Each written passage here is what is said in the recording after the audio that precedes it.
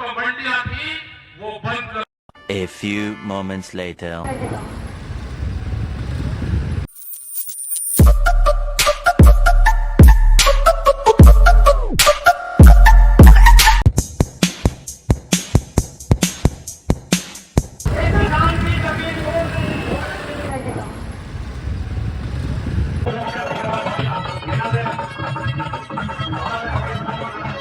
पंचायत में उपस्थित सम्मानित मंच, आदरणीय बुजुर्ग, नौजवान साथी, एलआईयू, पुलिस प्रशासन, पत्रकार, सभी का धन्यवाद।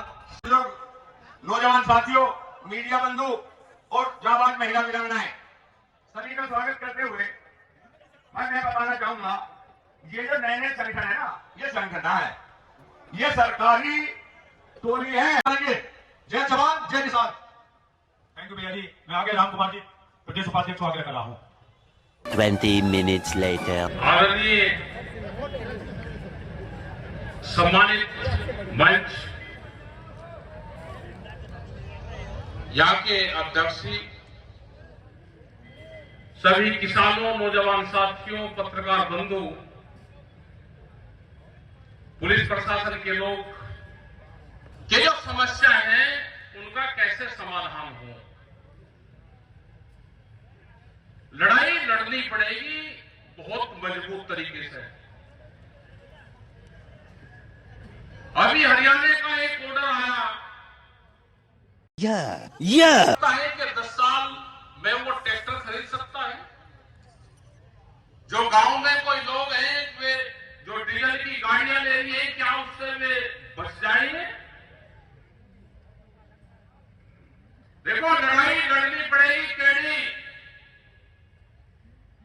ये जो सरकार है, ये उद्योगपतियों की सरकार है, उद्योगपतियों की, और इसमें सब मिले हुए हैं, सत्ता पक्ष और विपक्ष सब मिले हुए हैं। इसमें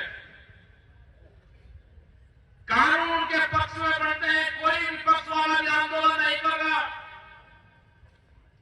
उनके चक्कर में भी नहीं आना कि विपक्ष वाला आपकी कोई मदद करेगा। आपके ऊपर एलिगेशन लगेंगे, सरकार के लोग लगाएंगे कि ये विपक्ष वालों के लिए काम करते हैं। आप जितना पॉलिटिकल सिस्टम से दूर रहोगे उतना आप बचोगे। जितने पॉलिटिकल सिस्टम से दूर रहोगे उतना बचोगे। जब आपको वोट कहीं देनी है तो वो दे लेना, क्योंकि जो सत्तारूढ़ पार्टी है उसको सत्ता चाहिए और विपक्ष वाला कोई लड़ना नहीं चाहता, वो सिर्फ आपके भरोसे और किसान आंदोलनों के भरोसे है। उनसे भी पीछा छुटाओ अपना। जो आंदोलन करने वाले थे, जो सत्तारूढ़ पार्टी के लोग थे, वे सब सरकारों में शामिल हो गए। क्या जो सरकारों में शामिल है, जो पार्टी के लोग, क्या अपना 10 साल पुराना वाहन जो ट्रैक्टर और गाड़ियां हैं, क्या वे वहां पे सरकार के पास में सरेंडर करेंगे? उनको कानून मानना चाहिए फिर सरकार का। एक बड़ा संघर्ष होगा, बड़ी लड़ाई लड़ी जाएगी।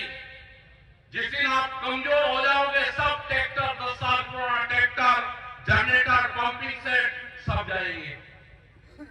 ये अभियान शुरू हो गया। यहां पर भी बुलंदशहर के मुद्दे हैं तो बुलंदशहर में मीटिंग है तो यहां के भी मुद्दे हैं। सर्किल रेट नहीं बढ़ा क्योंकि सरकार को जमीन लूटनी है, अपने व्यापारी बंधुओं को जमीन देनी है, फोटो की तरह खींच रहा हूं। तो सर्किल रेट नहीं बढ़ेगा। नोएडा सारा बर्बाद हुआ, सेल्फी वाला हो रहा है। अब अगला नंबर आपका है। यहाँ के गांव चिन्हित हो गए, बहुत से गांव की जमीन जाएगी। लोग सोच रहे कि मेरी जमीन चल जाए,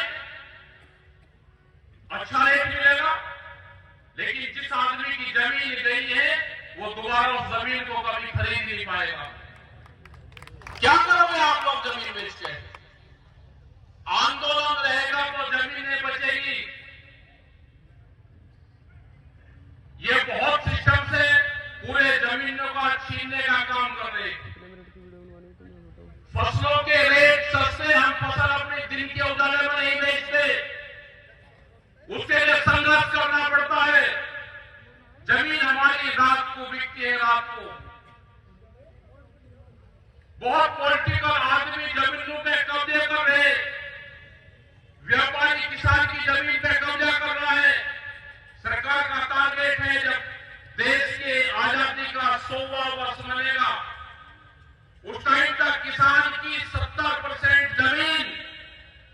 किसान के पास में चली जाएगी।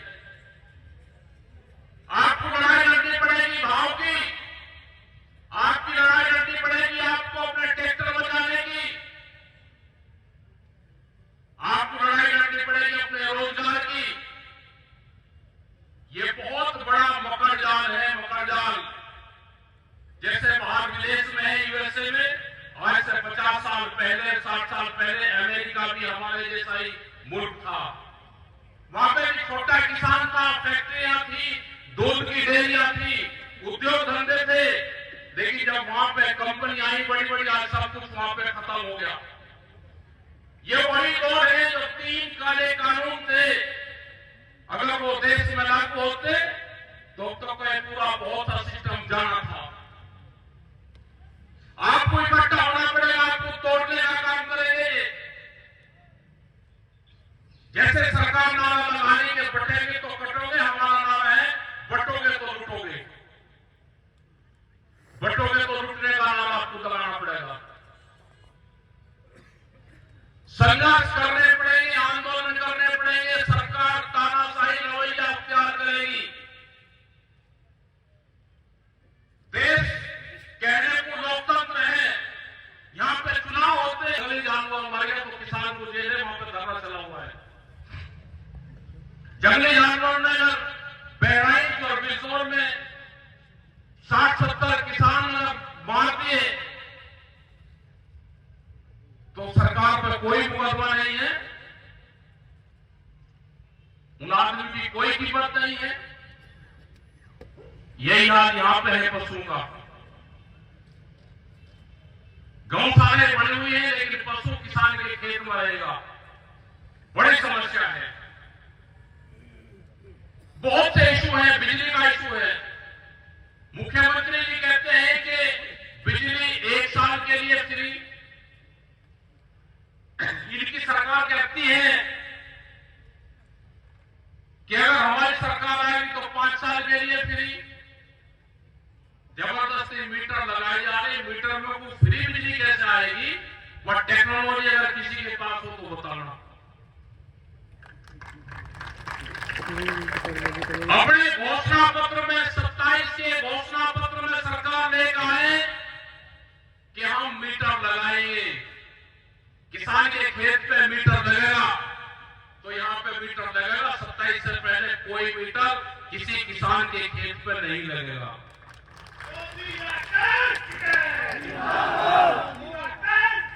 जो खेत में फर्टिलाइजर काम करता है, डीएपी, वो जब किसान मांगता है तो लाठियां चलती है। और एक नैनो यूरिया है जो गुजरात की एक कंपनी है, किसी पॉलिटिकल पार्टी की वह कंपनी है, वो जबरदस्ती दिया जाता है। नैनो बहिष्कार अभियान चला हुआ है, हम नैनो नहीं खरीदेंगे।